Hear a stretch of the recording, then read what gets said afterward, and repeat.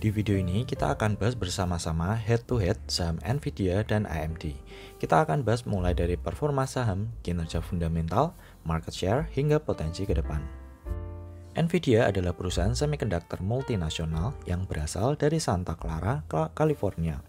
Perusahaan ini dibentuk tahun 1993 oleh beberapa founder, di antaranya Jensen Huang yang hingga kini menjabat sebagai CEO. Menurut saya, Nvidia adalah perusahaan teknologi yang paling luas bisnisnya dan yang paling siap menyambut era metaverse. Dulu, perusahaan ini mulai dengan membuat chip dan GPU seperti Nvidia GeForce yang sangat terkenal. Sekarang, Nvidia sudah memiliki lini bisnis yang sangat banyak, dari bisnis CPU, GPU, data center, gaming, hingga teknologi AI. Berdasarkan laporan keuangannya, Nvidia memiliki 5 sumber pendapatan utama: gaming, data center, personal visualization, otomotif, dan OEM. Per 30 Januari 2022, sebagian besar revenue dihasilkan dari gaming dengan 12,4 billion dolar dan data center dengan 10,6 billion dolar. 1 billion dolar atau 1 miliar dolar kalau dirupiahkan sekitar 14,5 triliun rupiah. 10 billion dolar kalau dirupiahkan sekitar 145 triliun rupiah. Sedangkan market cap Bank BCA saat ini ada di sekitar 70 billion dolar atau sekitar 1000 triliun dolar. Taiwan adalah market utama bagi Nvidia. Negara ini menyumbang penjualan 31,7% sendiri bagi Nvidia, baru kemudian disusul Cina 26,4%, United States 16,2%, dan sisanya 25,7% dari negara-negara lainnya. Oke, kita beralih ke AMD. Ini adalah perusahaan yang hampir mirip dengan Nvidia, tapi skalanya lebih kecil. AMD melakukan proses desain, manufaktur, sekaligus menjual semikonduktor dan mikroprosesor untuk keperluan perangkat elektronik khususnya di industri gaming. Salah satu brand yang paling terkenal di kalangan gamer adalah AMD Radeon. Sama dengan Nvidia, AMD juga berasal dari California. Perusahaan ini berdiri sejak 1969 dengan founder awal Jerry Sanders, Edwin Turney, Jack Gifford, dan beberapa orang lainnya. Sejak 2014 hingga sekarang, AMD dipimpin oleh Lisa Su yang menjabat sebagai CEO. Sumber revenue AMD berasal dari 2 segmen utama, Computing and Graphics, dan Enterprise, Embedded, dan Semi-Custom. Computing and Graphics menjadi sumber pendapatan terbesar dengan 9,3 billion dolar. Berdasarkan laporan keuangan per 25 Desember 2021. Berbeda dengan Nvidia di mana Taiwan menjadi market utama, AMD memiliki kontribusi penjualan terbesar dari United States dengan 28,3%. Cina menjadi kontributor penjualan terbesar kedua dengan 24,9%. Kemudian disusul Jepang dengan 14,5% dan Taiwan dengan 12,7%. Sisanya berasal dari Singapura, Europe, dan negara-negara lainnya. Bagaimana dengan performa sahamnya? Kedua perusahaan ini sama-sama menjadi big player di industri semikonduktor, di mana keduanya sama-sama memiliki tren positif sejak 2015. Jika teman-teman perhatikan, baik AMD dan Nvidia memiliki tren yang serupa, terus melakukan uptrend sejak 2015 hingga sekarang. Investor yang sudah memiliki AMD ataupun Nvidia sejak 2015 pasti saat ini sudah cuan besar. Kedua saham ini secara year to date sama-sama sedang mengalami koreksi yang cukup dalam.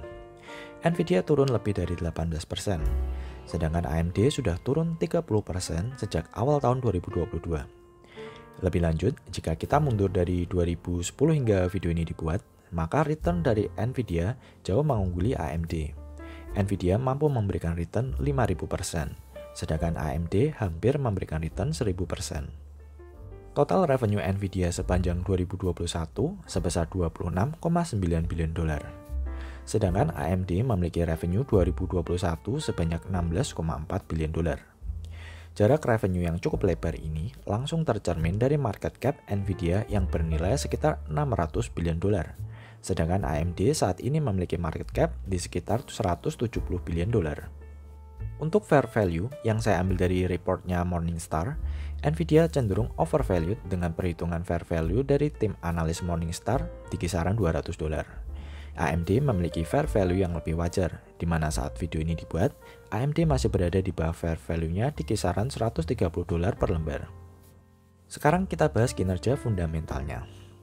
Annual revenue untuk fiscal year 2022 Nvidia sebesar 26,9 billion dolar. Jumlah ini mengalami kenaikan 61,4% dari tahun 2021 setelah sebelumnya revenue juga meningkat 52,7% dari 10,9 billion dolar di fiscal year 2020 menjadi 16,6 billion dolar di fiscal year 2021. Para analis memprediksi bahwa untuk tahun ini atau fiscal year 2023, Nvidia akan mencapai revenue sebesar 34,9 billion dolar. Nvidia adalah perusahaan yang sudah sangat profitable karena dari revenue 26,9 billion dolar tadi, mereka mampu mengenerate laba bersih sebesar 9,75 billion dolar. Artinya Nvidia memiliki net profit margin 36%. Ada beberapa perusahaan yang melaporkan fiscal year yang berbeda dari perusahaan lainnya seperti contohnya Nvidia yang report fiscal year-nya lain dari AMD yang baru melaporkan fiscal year 2021. Teman-teman tidak perlu pusing dengan ini karena secara garis besar, laporan ini merupakan kinerja yang paling baru berdasarkan kinerja most recent year. Hanya kebijakan masing-masing perusahaan yang memiliki periode pelaporan yang sedikit berbeda. Kinerja AMD kurang lebih sama dengan Nvidia, di mana pertumbuhan revenue cukup stabil dan terus bertumbuh setidaknya dalam 5 tahun terakhir. Untuk fiscal year 2021, AMD berhasil mencetak revenue sebesar 16,4 billion dolar. Naik 68,3% jika dibandingkan revenue fiscal year 2020 yang sebesar 9,76 billion dolar. AMD diprediksi akan menembus revenue sebanyak 25,3 billion dolar di tahun ini. AMD juga cukup profitable. Dari revenue 16,4 billion dolar, mereka mampu menghasilkan laba bersih atau net income sebesar 3,16 billion dolar. Artinya net profit marginnya 19,24%. Baik AMD ataupun Nvidia tampaknya sama-sama memiliki pertumbuhan rata-rata revenue di atas 50% dalam 2 tahun terakhir. Revenue yang meningkat disebabkan oleh demand yang sangat besar dari industri crypto mining dan kebutuhan akan perangkat elektronik yang sangat membutuhkan teknologi dari AMD dan Nvidia. Revenue kedua perusahaan ini sudah pasti akan berlipat-lipat di masa depan ketika industri EV dan autonomous driving semakin berkembang. Untuk urusan profitability, tampaknya saat ini Nvidia masih jauh mengungguli AMD dengan revenue yang jauh lebih besar. Nvidia 26,9 billion dolar, AMD 16,4 billion dolar. Dan net profit margin Nvidia sebesar 36% yang lebih lebar dari AMD sebesar 19,24%. Sebagai kesimpulan, menurut saya Nvidia jauh lebih unggul dari AMD dari segala sisi. Walaupun secara kinerja kedua saham ini sama-sama layak untuk jangka panjang. Nvidia lebih unggul dari segi bisnis dan potensi masa depan. Nvidia memiliki lini bisnis yang sangat luas dan mampu memasuki segala jenis industri di masa depan. Nvidia merupakan penguasa pasar gaming CPU dengan market share hingga 83% per kuartal 3 2021. AMD hanya menguasai 70% di periode yang sama. Tidak hanya itu, Nvidia merupakan pemain utama di industri metaverse yang saat ini sedang trending. Walaupun metaverse mungkin baru bisa dinikmati 10 tahun lagi.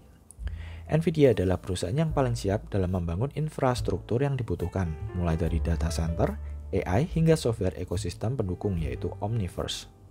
Selain metaverse, Nvidia juga sudah menjadi pemain utama di industri autonomous driving.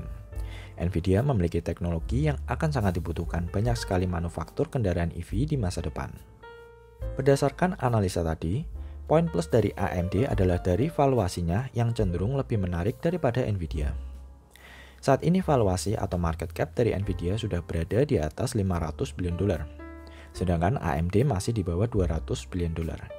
Artinya potensi upside AMD bisa lebih besar dari Nvidia. Jika AMD mampu mengeluarkan produk-produk baru yang inovatif, maka AMD kemungkinan besar akan segera menyamai valuasi dari Nvidia. Kontras dengan kegagalan Nvidia dalam mengakuisisi ARM dari SoftBank, AMD baru saja mengumumkan akuisisi Xilinx. Xilinx adalah rival AMD sebagai pembuat teknologi chip. Merger yang diperkirakan bernilai 50 billion dolar ini merupakan merger terbesar dalam sejarah di industri semiconductor. Lisa Su, selaku CEO AMD, mengungkapkan rencananya untuk memperluas portfolio perusahaan untuk bisa bersaing di industri data center dan cloud computing. Bersama Xilinx, AMD juga berencana untuk memasuki pasar AI, 5G, industrial, automotive, hingga aerospace and defense. Jadi semua industri yang membutuhkan komputasi yang berat akan coba digarap oleh AMD. Oke, saya rasa segini dahulu pembahasan Nvidia versus AMD. Kedua saham yang sangat menarik masa depannya. Jadikan video ini sebagai tambahan informasi bagi teman-teman yang tertarik dengan kedua saham ini.